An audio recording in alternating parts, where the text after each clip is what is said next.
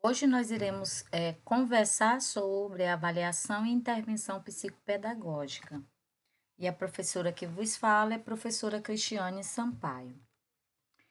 Então, atualmente, muito se tem discutido sobre a origem, né, das dificuldades de aprendizagem, sendo que não se pode atribuir uma única causa que desencadeia aí essa dificuldade existente. Com frequência, os alunos com dificuldade de aprendizagem, eles não são vistos como tal. Então, eles são rotulados, por exemplo, como preguiçosos ou que não aprendem as coisas porque não querem. Então, nesse contexto, a avaliação psicopedagógica, ela surge como uma maneira de investigar como que é o funcionamento desse indivíduo, como é no sentido dos aspectos pedagógicos e também como foi estabelecido o vínculo de aprendizagem desse aluno, desse indivíduo, considerando aí então os aspectos emocionais, sociais e também os aspectos cognitivos. Então, após feito essa identificação desses aspectos que envolvem a dificuldade de aprendizagem desse indivíduo, podemos optar por realizar aí uma intervenção psicopedagógica. Essa intervenção, ela irá trabalhar na dificuldade específica, né, do sujeito, com o intuito, né, de que se possa buscar aí um melhor desenvolvimento em relação a essa dificuldade de aprendizagem apresentada pelo aluno. E baseando aí em estratégias que possam recuperar parte das crianças, né? Assim, no sentido dos conteúdos escolares, que são considerados aí como os deficitários, perdão, deficitários, né? Ou seja, o déficit de aprendizagem dos alunos em relação a esse conteúdo. Então, com a organização aí dos hábitos de estudo, as atividades lúdicas, né, que visam aí a expressão dos sentimentos em relação à escola e à aprendizagem, vai se tornar mais fácil uma questão da avaliação psicopedagógica frente a essas dificuldades enfrentadas por uma parcela considerável de crianças hoje em idade escolar. A intervenção, ela deve compreender aí toda a dinâmica que envolve o processo de aprendizagem, como por exemplo aí o processo do aluno em situação de sala de aula na relação com o professor e com os colegas, em relação à sua condição de ensino que lhes são oferecidas, né? Então, essa dificuldade perceptível em relação a essa interação que muitas das crianças têm em relação ao professor ou aos colegas de classe.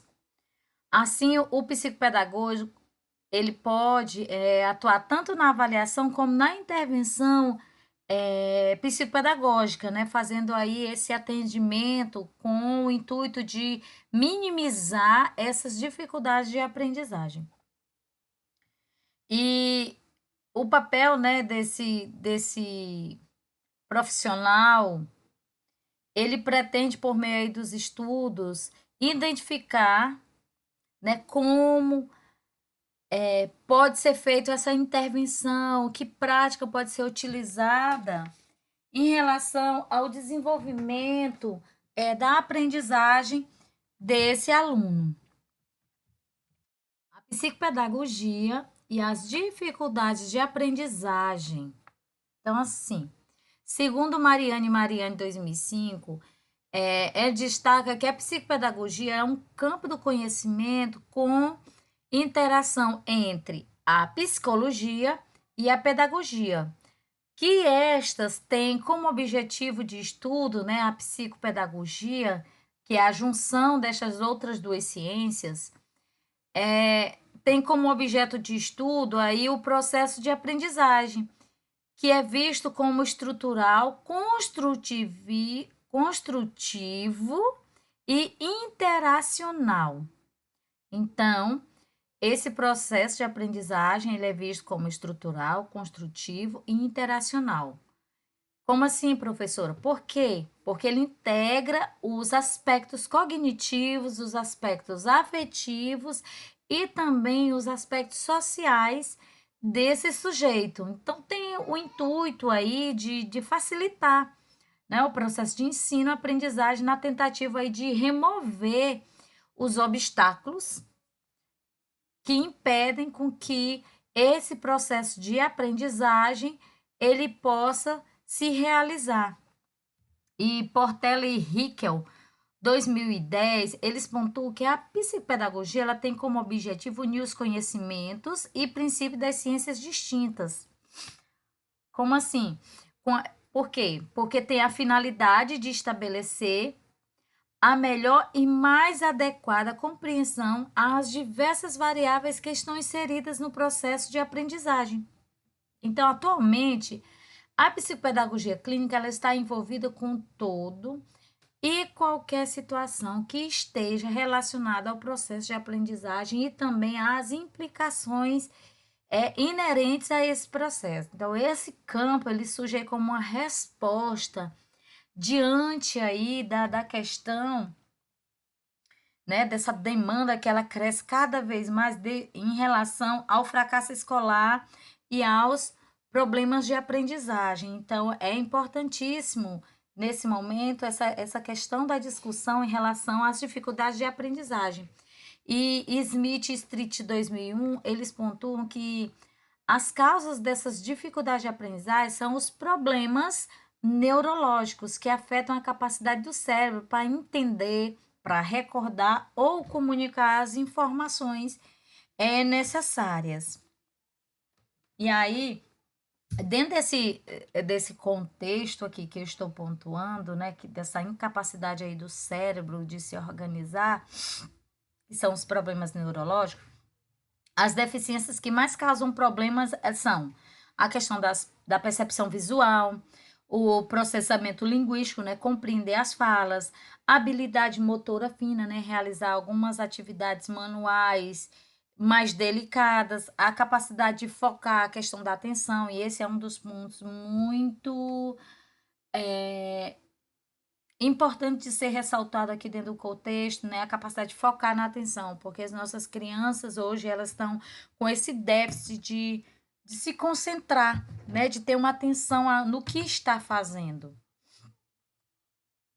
E também tem essa questão, né, que aliada a esse processo, né, de alguns comportamentos que eles se tornam aí complicador, digamos assim, que seria a hiperatividade, a dificuldade que alguns têm de seguir instruções, né? E essa imaturidade social, a capacidade, né, ou a falta de capacidade de interagir no meio social adequado às normas, né, vigentes. E aí esse processo, né, porque são algumas síndromes que levam a criança a ter, né, essa questão da dificuldade de instruções e da interação social, entre elas entra aí o autismo, que, digamos assim, é um dos mais falados, mais pontuados, mas tem várias outras síndromes também.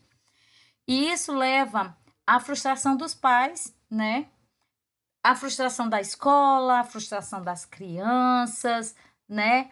E isso, todo esse processo de frustração faz com que a criança, elas, digamos assim, ela passa a se ver, né, como incapaz de realizar a atividade que os coleguinhas estão realizando na sala de aula. Então, eles se acham incapazes, eles conseguem internalizar isso, e isso não é bom para sanar, né, esta dificuldade de aprendizagem que eles têm. E aí eles passam, né, até a questionar a sua própria inteligência, podendo o quê? Ficar irritado, aí vai em busca do isolamento, por quê? Porque não consegue se desenvolver, né, e até desenvolver a questão da baixa autoestima e depressão. Por quê? Porque muitos não vão compreender por que, que o coleguinha não consegue desenvolver a mesma atividade que ele. Então, pode ser que apareça aí a questão de olhares, né, de falas não interessantes, ou até mesmo deixar o coleguinha de fora de algumas coisas, né, não ter esse entrosamento entre eles, e aí muitos acabam entrando em depressão. E aí, de Abreu e Maturano 2010, eles colocam aqui, né, na pesquisa que eles fizeram, que 7 em cada 10 crianças encaminhadas, né, com queixas, né, de dificuldade de aprendizagem, elas apresentam aí uma comorbidade emocional e ou comportamental, né? E essa comorbidade emocional e ou comportamental, ela traz aí alguns comportamentos externalizantes. O que seriam esses comportamentos externalizantes? Né? Seria que é caracterizada aí pela oposição, né? Tem pessoas que têm essa questão de não aceitar o não ou ficar agressivo, a hiperatividade, a impulsividade, né? Manifestações antissociais, não querer se entorazar. E tem também os comportamentos internalizantes, que seriam o quê? A disforia, né? O retraimento, o medo e a ansiedade. Tem criança que você chega perto, ela já se encolhe, é como se ela vivesse num constante espaço que lhe oferecesse risco, e às vezes é. Ou só é algo, uma comorbidade desenvolvida nela. Então, muitas pesquisas elas mostram aí, né, que quando existe aí associação entre a dificuldade de aprendizagem e o comportamento externalizante, a criança ela pode vir a ter dificuldade de se relacionar, né? Ela tem, né, essa dificuldade. E além de que problemas de comportamento, eles podem exacerbar aí as dificuldades estudantis, dificuldades acadêmicas, né? Ou seja, a sua formação. Então, para evitar essas consequências, Smith e Strick 2001, eles dizem que eles afirmam que os pais eles devem estar alertas, né, aos sinais que as crianças emitem, né? As crianças elas vão emitindo alguns sinais. Então, os pais, ao identificarem aí algum atraso na leitura, na fala, na escrita da criança, ou mesmo em relação à matemática, ou em relação ao, né, ao seu nível escolar, ao seu nível de aprendizagem, eles devem, né, procurar uma avaliação psicopedagógica. Primeiramente, essa família ela deve ser orientada a procurar o especialista em psicopedagogia. A avaliação psicopedagógica, né? Então, o pai, ele percebeu essa dificuldade, ou a escola viu isso e chamou a família, né, para esse momento de conversa sobre a questão do rendimento do aluno. Daí, ele deve procurar ser encaminhado para o psicopedagogo. E de acordo com o IES 2011, todo o diagnóstico psicopedagógico em si é uma investigação, né, do que vai ser ou do que não vai bem, né, no sujeito, digamos assim, em relação ao rendimento esperado para aquela faixa etária, ou para aquela idade série, ou para aquela série que ele está cursando. Guimarães Rodrigues e Ciasca, 2004, eles complementam, né, a ideia de ex, que na avaliação psicopedagógica, a criança ela é considerada como um todo, né? Então, é feito toda uma investigação dentro da anamnese, que já explicarei para vocês o que é isso. Então, vai lá desde o processo gestacional da criança até o momento em que ela está, né? Foi, digamos assim, realizada essa queixa sobre o desenvolvimento dela, né? Então, muitos aspectos eles podem estar relacionados a problemas de aprendizagem, né? Mas também podem estar relacionados a problemas congênitos, problemas sociais, problemas familiares, e tudo isso fica interferindo aí no desenvolvimento das aprendizagens da criança. E esse 2011 ele continua dizendo que é importante o esclarecimento, né, dessa queixa pelos pais. Como assim, né? O sujeito ele é avaliado, né, também pela escola. Então, a escola, geralmente, é a escola que identifica, né, essa dificuldade da criança. Por quê? Porque é a instituição responsável pelo processo de sistematização da aprendizagem. E aí, Guimarães Rodrigues e Ciasca 2003, eles colocam que a primeira consulta, né, ela deve, né, esse primeiro momento, né, deve ser um momento de acolhida, né, desses pais. Ela deve perceber que a queixa trazida pelos pais como motivo de encaminhamento para avaliação, às vezes não descreve só o sintoma, né, mas também traz indícios de que indicam a direção para o início de uma investigação, né, de um processo mais profundo. Mas um detalhe interessante, né, ser pontuado é que a atitude do profissional, né, desse momento de acolher, né, de receber essa família que foi interpelada aí pela escola, foi estimulada a procurar esse profissional. Então, será se meu filho, geralmente eles usam este termo, né? Será se meu filho é normal? Não, meu filho é normal, né? Então, meu filho é típico, o meu filho é atípico, né? Já vem aquela luta interna.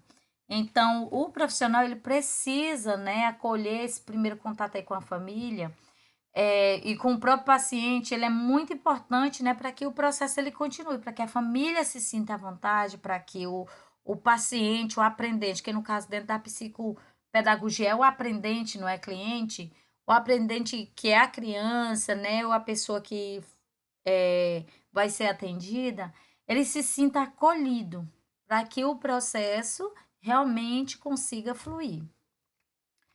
Também é necessário considerar que sempre a carga de ansiedade demonstrada aí pelos pais nesse primeiro contato. Então, eles vêm muito sobrecarregados, vêm nervosos, né? Então, eles precisam sentir esse momento de acolhida e também entender, né, que é um movimento que poderá vir a ser definido em relação à avaliação, né, que esse profissional vai estar fazendo. Se vai ser necessário encaminhar um outro especialista, a um fono, a um neuro, a um psicólogo para estar fazendo ali nesse acompanhamento multiprofissional. E a forma como o psicopedagogo vai atender essa família e deixar ela à vontade é importantíssimo. Aí dentro desse primeiro contato, né, com os pais ou com o responsável aí pelo aprendente, é realizada a anamnese, que é esse terceiro termo aí. A anamnese é nada mais, nada menos de que o histórico de vida do aprendente. Então, vai lá da gestação, como foi que essa criança foi gerada, como foi esse período gestacional, foi tranquilo, de boa, teve briga, não teve briga, teve agressão, não teve agressão. Então, todos esses detalhes são anotados para que o profissional ele possa, né, traçar uma linha aí de entendimento, o porquê, né, dessa criança estar com esse déficit aí na aprendizagem. Então, essa anamnese ela tem o intuito de obter mais dados sobre a pessoa que vai ser atendida. E ele diz que a anamnese é um ponto importante para que se possa ter um bom diagnóstico, porque não tem como você fazer um diagnóstico de qualidade se você não pega lá no início, né, da geração desse indivíduo. Já que através dela é possível, né, a interação das dimensões do passado, do presente e do futuro desse paciente, permitindo analisar a construção ou não da sua própria continuidade das diferentes gerações, como a questão da visão familiar, da história de vida desse paciente, né? O que ele traz consigo em relação a todos os preconceitos, normas e expectativas, né? A questão da circulação de afetos, né? E do conhecimento, além do peso das gerações depositadas sobre esse paciente, porque tem essa questão da carga genética também que influencia consideravelmente na estrutura desse indivíduo. E aí vem também essa questão aí, olha, autenticidade da queixa inicial. Guimarães, Rodrigues e Ciasca, eles dizem que é necessário que se verifique durante todo o processo diagnóstico se aquela queixa que o pai está trazendo, ela realmente é autêntica. Pois, por quê? Né? Vocês podem me perguntar, professora, por quê? Porque não é incomum, né, que os pais, eles apenas repitam, né, a queixa formulada aí pela escola, né? Ah, meu filho não sabe ler. Mas aí o profissional pergunta, ele não sabe ler o quê? Ele não sabe ler uma letra, ele não sabe ler uma palavra, ele não sabe ler uma frase. Então, né, o pai ele tem que conhecer o filho, sem ter aí qualquer, né, dúvida em relação ao porquê do filho ter sido encaminhado.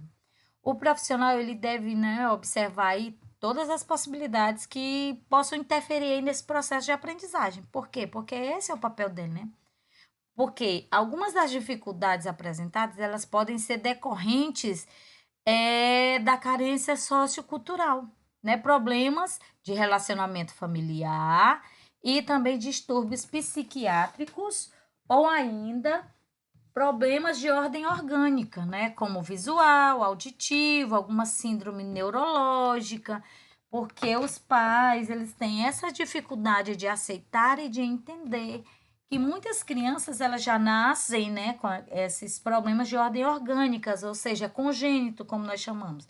Síndromes são congênitas, a pessoa já nasce com ela.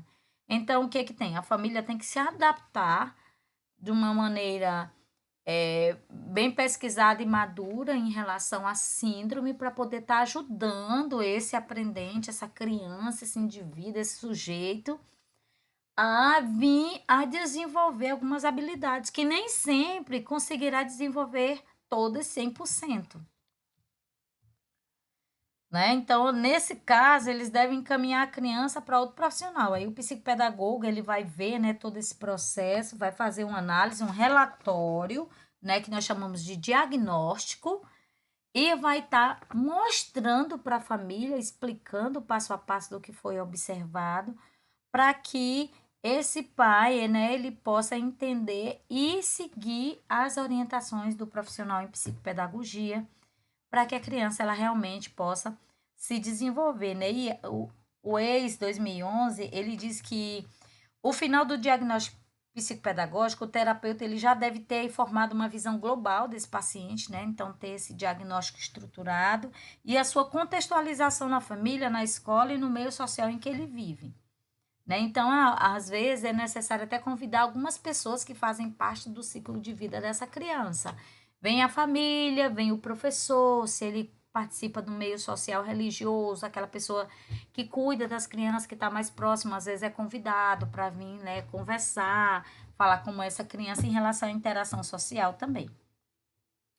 Assim, né, se faz um laudo ou um informe, né, com a finalidade de resumir as conclusões que se chegou, né, que o profissional de psicopedagogia chegou na busca das respostas para as perguntas que a família traz, né, aquelas perguntinhas, o que que o meu filho tem que ele não aprende, né, como a vida em sociedade está fazendo com que eu tenha essa queixa, né, que eu produza esse questionamento, por que que ele não consegue interagir com os coleguinhas. E aí, o profissional em psicopedagogia, ele vai poder, né, trazer aí um diagnóstico prévio, né, para que motivaram essas perguntas iniciais da família. O ex continua dizendo que, em alguns casos, são necessários realizar um encaminhamento para outro profissional, né, para que possa dar aí uma continuidade nessa intervenção, com o intuito de melhorar, de desenvolver essa criança da melhor maneira possível. Depois vem a intervenção psicopedagógica. Foi escutada a família, foi feita uma avaliação inicial e foi dado um pré-diagnóstico em relação às perguntas que a família traz, né, que nós chamamos de queixa. E aí surge-se, então, a necessidade de fazer as intervenções. E aí, Santos, 2012, ele coloca que, nos casos de dificuldade de aprendizagem, quando são realizadas intervenções psicopedagógicas precoces, é possível melhorar a evolução do aluno e reduzir aí os impactos, né, causados para essa pessoa em relação à sua formação, em relação ao que você vai poder, o que o indivíduo vai poder ofertar para a sociedade. E Rubinstein, 1999, ele pontua que em uma intervenção o foco está no sujeito, né? Ou seja, na pessoa que está sendo investigada em relação à sua aprendizagem. Por quê? Porque o psicopedagogo ele foca nesse sentido, né? As dificuldades de aprendizagem. O objetivo aí do psicopedagogo é ajudar aquele indivíduo que não consegue aprender de maneira formal ou informalmente, né, para que ele consiga não apenas interessar-se aí no ato de aprender, mas também que ele possa adquirir e desenvolver as habilidades necessárias à sua idade séria. Na intervenção que é feita, embora se utilize aí de propostas de trabalho, né, para mediar aí essa relação terapêutica, a escolha aí das propostas e a forma como elas vão ser apresentadas para cada sujeito, elas devem, né, atender às particularidades desse indivíduo, né? Por quê? Porque o sujeito ele está sendo atendido e a capacitação ou a questão dos recursos que o psicopedagogo tem, às vezes é limitado para aquela síndrome, digamos assim. Então, ele tem que buscar mais esse profissional, né? Preparar algumas atividades extras, providenciar novos materiais para. Por quê? Porque o foco está no sujeito, né? No desenvolvimento desse sujeito.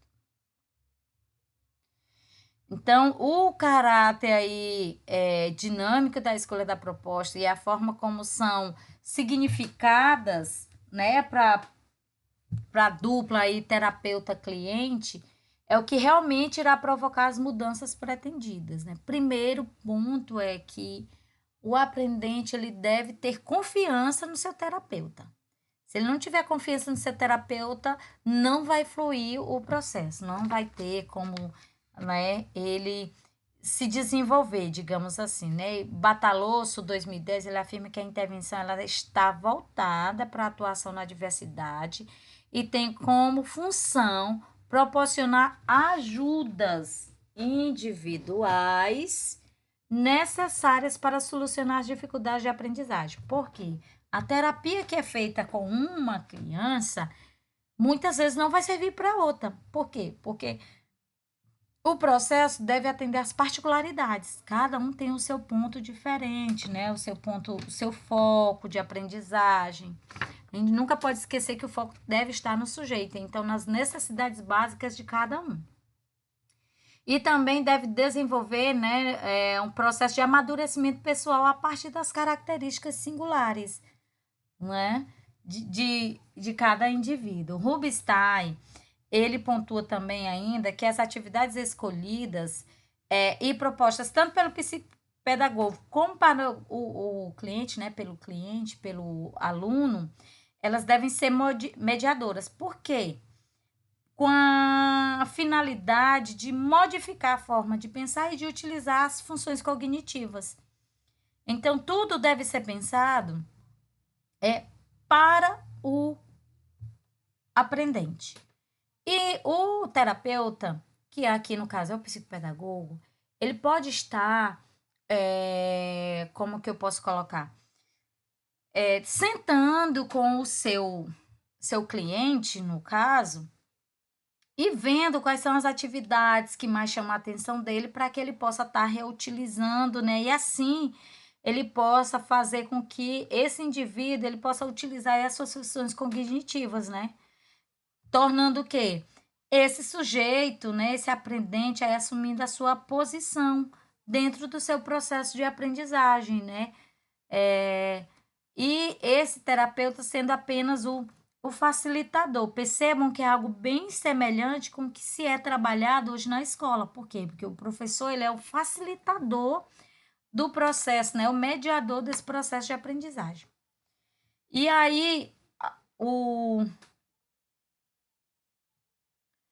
ao fazer uso aí dos recursos, né, que são escolhidos por esse cliente, né, ou propostos aí pelo terapeuta, ele propicia a oportunidade para experimentar situações que promovam aí a confrontação com a forma de se relacionar com a modalidade que está sendo estabelecida aí nessa relação. Então, esse confronto ele pode contribuir para a tomada de consciência de um estilo de aprender do sujeito.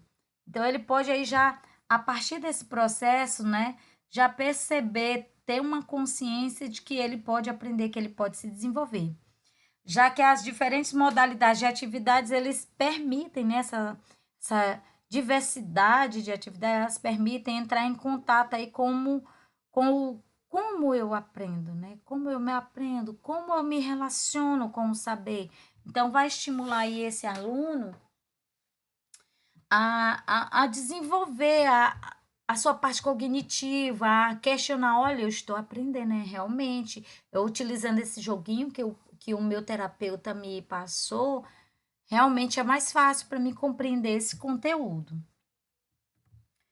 E a atuação, né, da psicopedagogia, ela passa aí por muitos desafios relacionados aos atendimentos com as crianças que apresentam dificuldades. Por quê? Pois o número aí de crianças das quais as famílias e a escola formulam queixas tem crescido consideravelmente. Então, é de modo substancial hoje, pós-pandemia, né? Vou colocar assim, o número de crianças com dificuldade de aprendizagem está de um modo assim exorbitante, né? E quando não se sabe a causa realmente, né, dessa dificuldade de aprendizagem, são atribuídos aí diversos rótulos, né, para a criança. Ah, ele é incapaz de aprender. Não, é porque ele é preguiçoso. Não, porque essa criança ela é lenta. Ah, é distraído. E aí vai termos, né?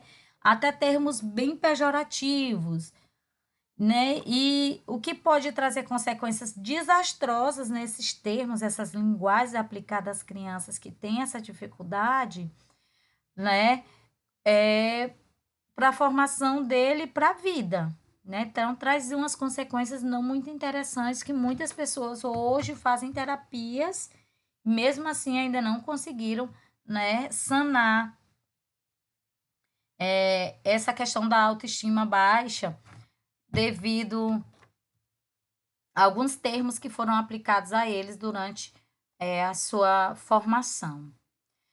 Então, nesse sentido, é importante olhar, né, todo o contexto em que o indivíduo está inserido. As dificuldades para aprender, elas podem até aparecer de diferentes maneiras. E não existe, assim, uma única causa que possa desencadear essa dificuldade. Não tem algo específico. Ah, todo mundo está com dificuldade de aprendizagem por causa da pandemia. Sim, mas da pandemia por quê? Né? Qual foi o fator realmente?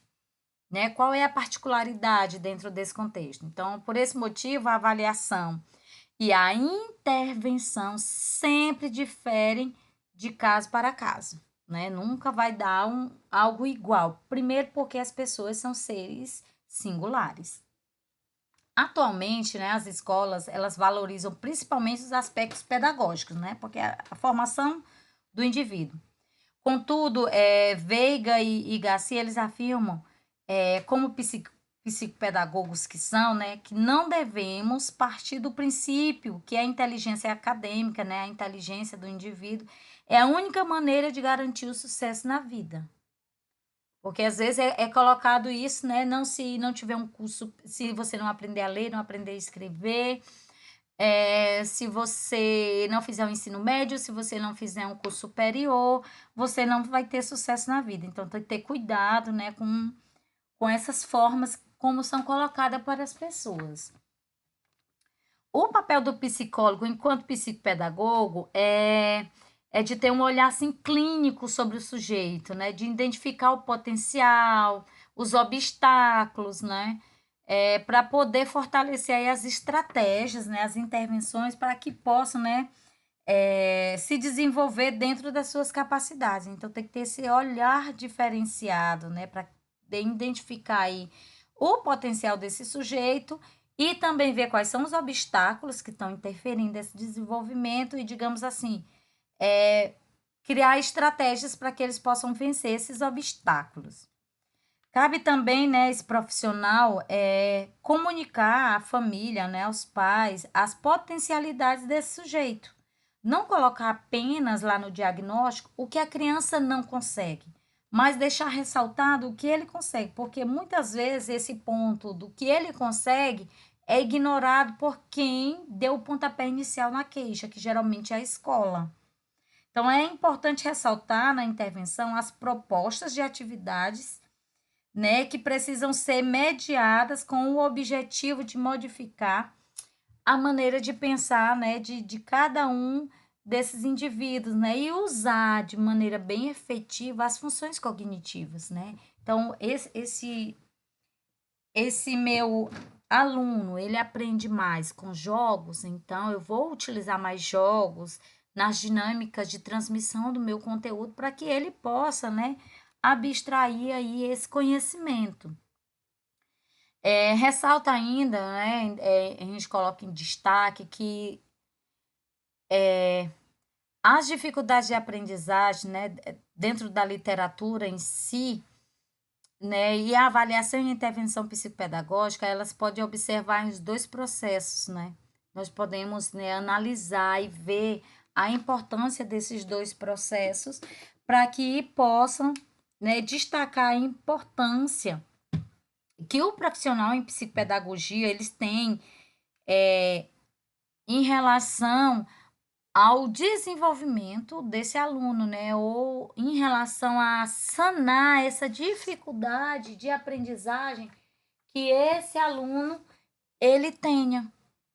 Então é importantíssimo, enquanto professor, você ter a percepção de ter esse olhar diferenciado para detectar essa dificuldade, encaminhar esse teu aluno para o psicopedagogo e conversar com a família também sobre a importância deles em auxiliar a criança, levando ao profissional para que ele possa vir ajudar a minimizar ou a sanar essas dificuldades de aprendizagem que essa criança já nasceu ou adquiriu ao longo de sua formação. E até o nosso próximo vídeo.